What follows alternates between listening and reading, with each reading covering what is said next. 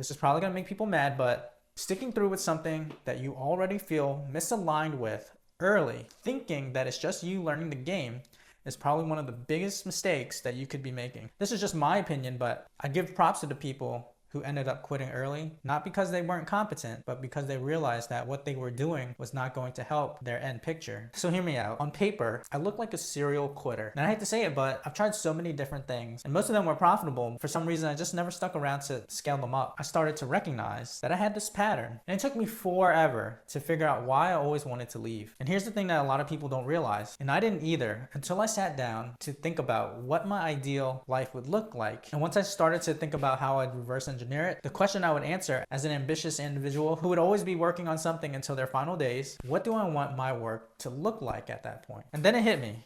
Everything that I've been doing up until that point was never going to fit that picture. I would just end up giving myself another job that I might end up resenting with just a different title. For many of us, especially anybody who's on this page, we probably all got to that destination, still felt the same way, and then realized that we were trapped. And so I've changed my mind. I used to think that just pushing through was the move. I used to think something about people who would end up quitting as if I was just built differently. And I don't really think that way anymore, because at that point, staying's not even strength. It's just a sunk cost disguised as discipline. And that's kind of the whole point of the sunk cost fallacy in the first place. Staying in something longer because of the time that you put in versus what you'd get out of it in the future. The cost that we put in has been paid either direction.